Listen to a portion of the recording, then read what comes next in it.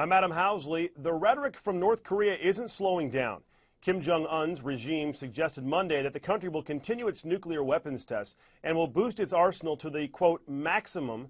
This comes after President Trump said a major conflict with North Korea is possible over its looming threat in East Asia and towards the United States. Here with analysis is Joel Rubin, president of the Washington Strategy Group, and Anthony Ruggiero, senior fellow with the Foundation for the Defense of Democracies. Welcome to you both. Great to be with you. Great to be here. All right. Yeah, obviously there's a lot going on around the world, and I think a lot of people had felt for a while at least that North Korea could be kept in check almost with the whole mutual assured destruction idea, but that doesn't seem to be the case at all. In fact, Joel, let's start with you. These latest developments, North Korea continuing to do what they want to do, launching a missile over the last couple of days, saying they're going to be conducting more nuclear tests, and clearly doing this, even as China, we're told, is trying to slow them down. I mean, this is a point now where they've almost been backed into a corner, it seems like, Joel.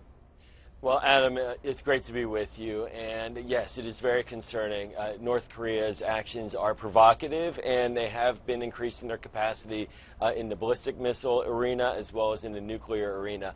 But we're moving, and we've moved essentially now from a policy of strategic patience in the Obama administration to strategic incoherence now with the Trump administration. We don't really know what the goal is. Secretary of State Tillerson at the end of last week made a tough-sounding speech at the United Nations, but it essentially was the Obama policy with a little more on sanctions. We're asking China to do more, which could mean outsourcing the negotiations and the diplomacy to China, which doesn't really mean it's going to work. So we have to get our ducks lined up and really make sure we know how we're going to advance this. Just military threats alone are not going to bring North Korea to heel. Right, and Anthony, some might argue that this was bound to happen at some point. You think about how long this stalemate's been going on the Korean Peninsula. 2 generations going into the 3rd generation. At some point, you can only feed the dog so many times before someone's going to finally say, enough's enough. And is that the situation here where this administration has decided to say enough's enough, we're not going to cater to these guys anymore, they don't follow the sanction, or they don't follow the rules, we continue to put sanctions on them, but all it does is starve their own people. Was this inevitable?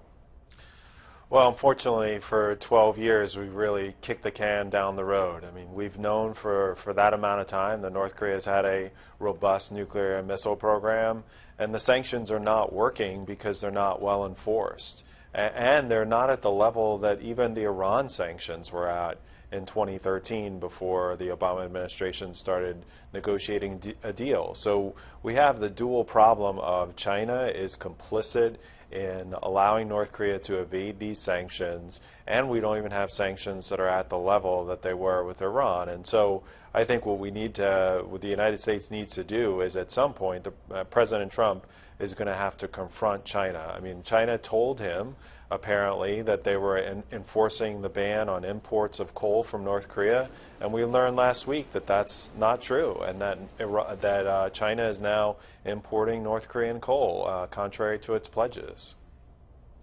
But, I mean, both you guys, Anthony and Joel, we'll start with Anthony first on this one because I want to follow up what you just said. I mean, even if China was to clamp down, I mean, we've seen with the other sanctions, maybe not as harsh as Iran, the sanctions were there.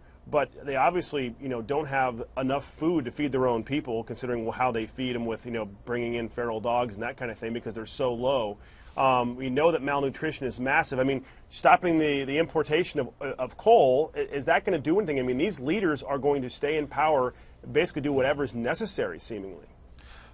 They certainly are, and I think it's important to distinguish between sanctions which are targeted against North Korea's illicit activities and what North Korea chooses to do to its own people. North Korea chose to spend money on the Mercedes-Benz that Kim Jong-un rode up in for the parade, chooses to spend money on the new ski resort that they created. They don't choose to spend money on their people. They spend money on their nuclear and missile programs, and they spend money on the elites to keep him in power. The UN panel of experts just earlier this year released a report that said that there are no humanitarian consequences of these sanctions. Right. So I think you have to be careful. If the sanctions aren't working, they're certainly not responsible for for humanitarian consequences. But Joel, final thought from you in all this. I mean, sanctions or no sanctions, this has been going on for what, 60 some odd years now. What is going to happen?